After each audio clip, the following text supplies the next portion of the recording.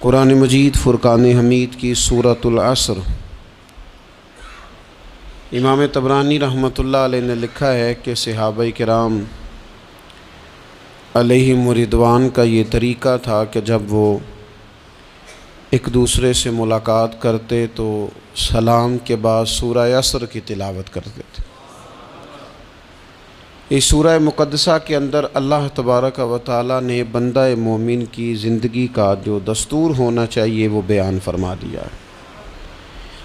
اس کے انتہائی مختصر اور نہایت ہی جامع الفاظ ایک بندہ مومن کو کامیابی کا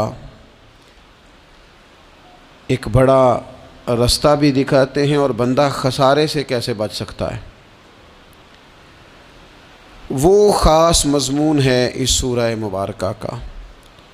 دنیا میں کوئی شخص بھی ایسا نہیں ہے جو زندگی میں کسی بھی موقع پر خسارہ اٹھانا چاہتا ہو، وہ دینی ہو، دنیاوی ہو، مالی ہو، روحانی ہو۔ خسارے سے انسان بچنا چاہتا ہے۔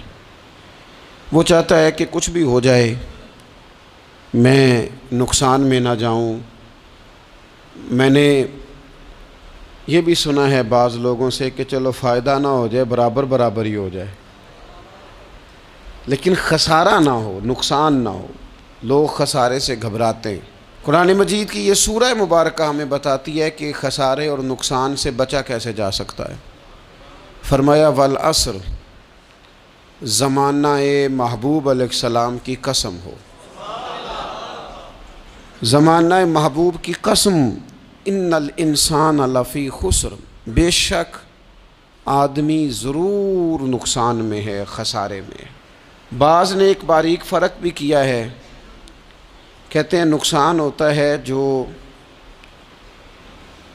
انسان آمدن کے اوپر کاروبار کرتا ہے اور اگر اس میں فائدہ نہیں ہوتا تو لوگ کہتے ہیں مجھے نقصان ہوا ہے، اور خسارہ ہوتا ہے کہ اس کا راس المال بھی ضائع ہونا شروع ہو جائے۔ راس جب اس کی ضائع ہونے لگے تو کہتے ہیں اب خسارے میں چلا گیا۔ فرمایا ان الانسان لفی خسر، بے شک انسان خسارے میں ہے، گویا اس کی جو زندگی ہے یہ اس کے پاس راس ہے، راس المال ہے، وہ بھی اس کا سارا کچھ نقصان میں جا رہا ہے۔ کیا سب کا نقصان میں جا رہا ہے؟ نہیں۔ فرمایا الا الذین آمنوا، سوائے ان لوگوں کے جو ایمان لائے، وعاملوا الصالحات، اور جنہوں نے نیک اعمال کیے۔ فقط ایمان کی بات نہیں کی، ساتھ اعمال صالحہ بھی۔ وہ لوگ نقصان میں نہیں ہے جو ایمان لائے اور ساتھ انہوں نے اعمال صالح بھی کیے، وتواصوا بالحق، پھر ایک دوسرے کو حق کی تاکید کی، وتواصوا بالصبر، اور ایک دوسرے کو صبر کی وصیت کی۔ فرمایا کہ انسان نقصان میں ہے جس بندے میں 4 خوبیاں پائی جائیں گی وہ نقصان اور خسارے سے بچے گا۔ دیکھیں نا، ایک آدمی دکانداری کرتا ہے تو اسے سمجھایا جاتا ہے کہ اگر تو چاہتا ہے نقصان سے بچے تو ذرا مال خود لینے جانا، دکان پہ وقت دینا، تو گلے پہ خود بیٹھنا، یہ کچھ چیزیں سمجھائی جاتی ہیں اپنے بچوں کو، بلا مثال و بلا تشبیہ، صرف سمجھانے کے لیے عرض کرتا ہوں۔ قرآن مجید نے کہا ہے اگر خسارے سے بچنا چاہتے ہو تو 4 کام کرو، ورنہ تمہاری زندگی روز بروز نقصان میں جا رہی ہے، خسارے میں جا رہے ہو، اصل مال بھی ضائع ہو رہا ہے۔ یہ 4 باتیں اگر تم اپنے اندر پیدا کرنے میں کامیاب ہو گئے تو تم خسارے سے بچ گئے۔ کون کون سی؟ الا الذین آمنوا، ایمان لاؤ، پختہ ایمان، یقین کامل کی دولت، یؤمنون بالغیب، غیب پر ایمان، طاقتور قسم کا ایمان، ایسا ایمان کہ جو انسان کو اتنا پختہ کر دے کہ اس کے لیے نیکی کے راستے پہ چلنا آسان ہو جائے اور بدی سے خود بخود اس کی طبیعت و چاٹ ہونے لگے۔ پختہ ایمان ہو، مضبوط، وعاملوا الصالحات، اور پختہ ایمان کے بعد پھر اعمال صالحہ سے اپنے آپ کو آراستہ کرو، تمہاری زبان سچ بولے، تمہاری آنکھیں شرم و حیا والی ہوں، تمہارا وجود جب بھی قبول کرے رزق حلال ہی کو قبول کرے، سوچیں ستھری ہوں، نظریات پاکیزہ ہوں، طبیعت خیر خواہی والی ہو، کسی کے لیے اچھے جذبات رکھتے ہو،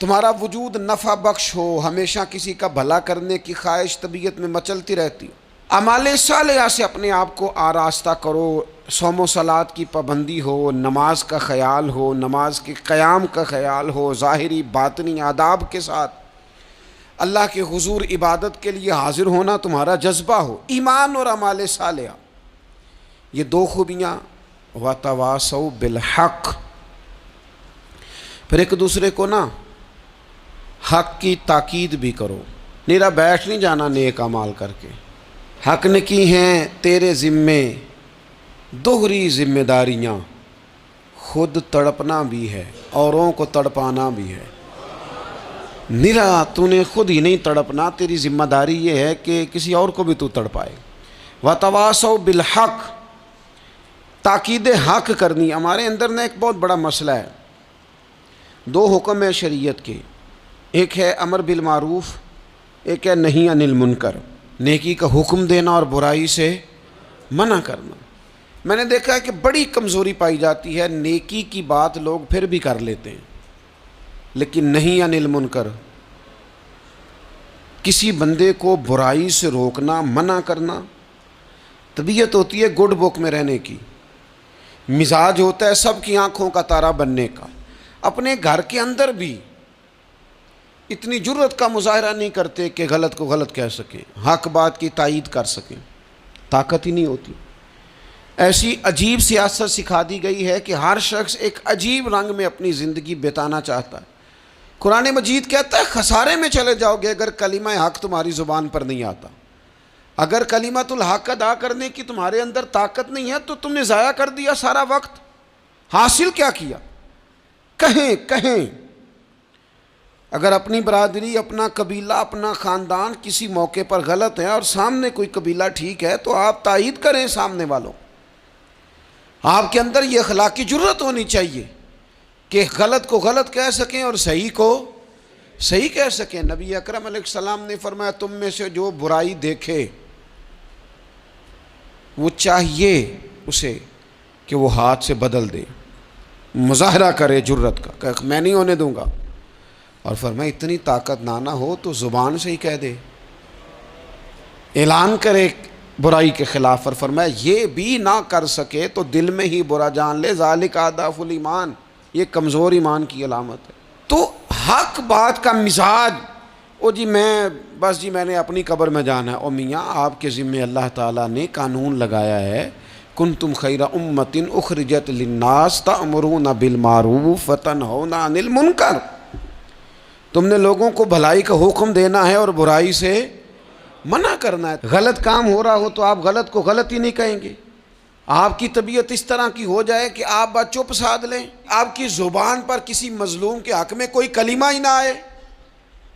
ایک بستی میں 2-3 لوگ بڑے نیک رہتے تھے اور باقی بستی ساری گناہوں میں، معاذ اللہ، اللہ کی نافرمانیوں میں، حدوں کو توڑنے میں مشغول تھی۔ اللہ کریم نے فرشتوں کو حکم دیا کہ اس بستی کو الٹ دو۔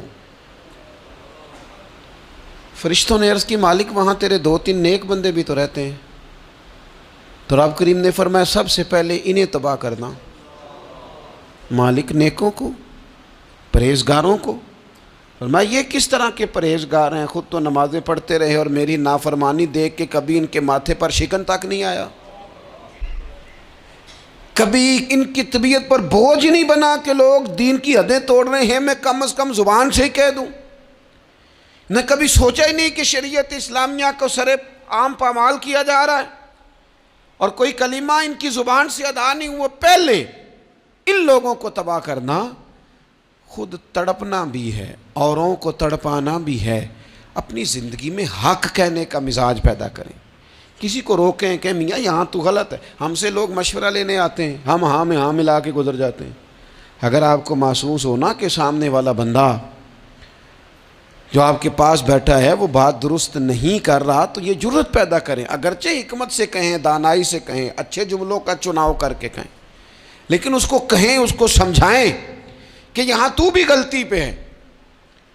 اور غلطی دلیر لوگ مانا کرتے ہیں، دلیر لوگ، بزدلوں نے بھی کبھی غلطی مانی ہے، بزدل تو اپنی غلطیوں پہ دلیلیں دیتے ہیں، نہیں میرا یہ مطلب تھا، نہیں میں یہ بزدل ساری زندگی کہتے ہیں میں ناکام ہوا فلانے کی وجہ سے، میں پیچھے رہ گیا فلانے کی وجہ سے۔ او خدا کے بندے تو بزدل ہے، اس لیے تو نہیں، اگر تو طاقتور ہوتا تو کم از کم اپنی غلطی تو اپنے کھاتے میں ڈالتا، تو اپنی غلطیاں بھی کسی کے کھاتے میں ڈال رہا ہے، یہ بزدلی ہے۔